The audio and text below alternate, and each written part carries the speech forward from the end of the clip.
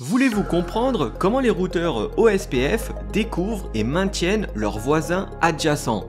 Dans ce cours, nous allons explorer ensemble les paquets Hello du protocole OSPF et voir comment il établit des relations de voisinage pour assurer une communication fluide entre les routeurs. Alors êtes-vous prêt ou prête à découvrir les différentes étapes et informations clés des paquets Hello et apprendre comment OSPF maintient une topologie réseau cohérente et réactive?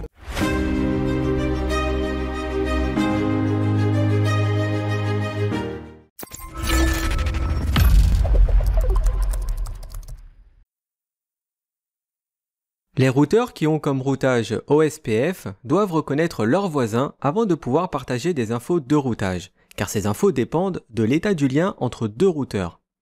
C'est le protocole Hello qui permet de découvrir les voisins. Les paquets Hello sont envoyés sur toutes les interfaces activées par OSPF pour savoir s'il y a des voisins sur ces liens. Ça permet d'établir et de maintenir les relations de voisinage en s'assurant d'une bonne communication dans les deux sens. Cette relation de voisinage OSPF est formée entre deux routeurs s'ils acceptent tous deux l'ID de la zone, les paquets de type Hello et l'authentification. Bien évidemment, les routeurs doivent être sur le même sous-réseau IP. Chaque interface qui participe à l'OSPF utilise l'adresse multicast 224.0.0.5 pour envoyer périodiquement des paquets Hello. Ce paquet contient plusieurs informations. On a le routeur ID qui est l'identifiant unique du routeur. Par défaut, il s'agit de l'adresse IP de loopback la plus élevée. Et si aucune adresse de loopback n'est configurée, eh bien ce sera l'adresse IP la plus élevée des interfaces du routeur.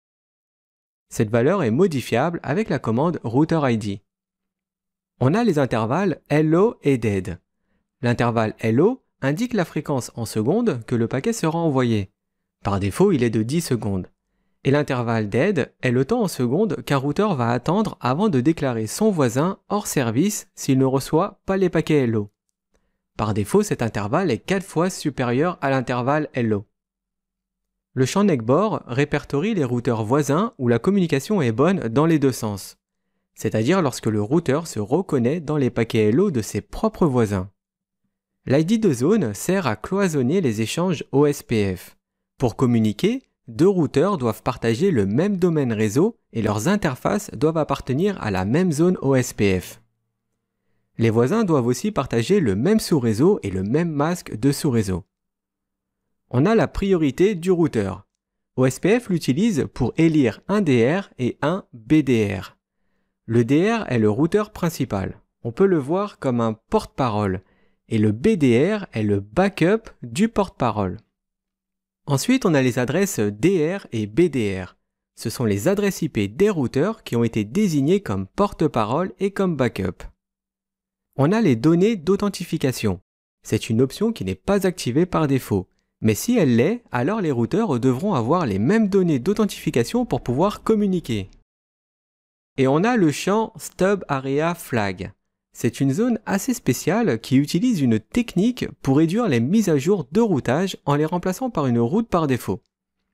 Les interfaces voisines OSPF peuvent rencontrer 7 états différents.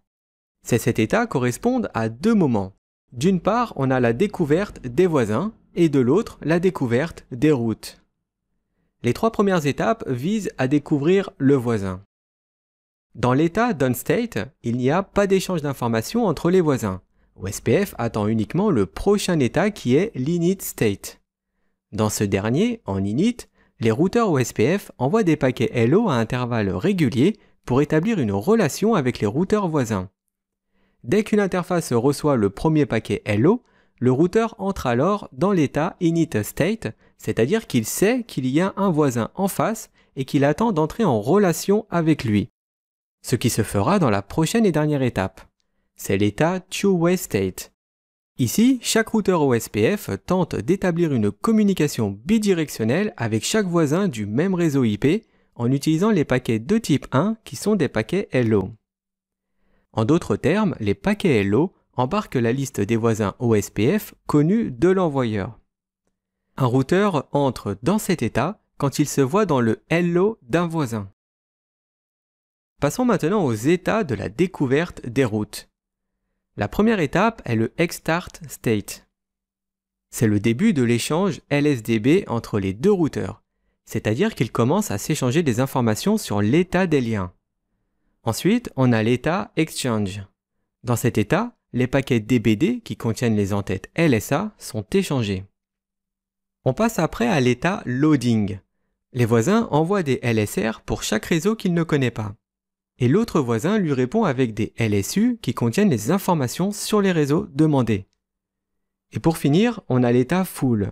Ici, les deux routeurs ont une base de données synchronisée et sont complètement adjacents l'un à l'autre.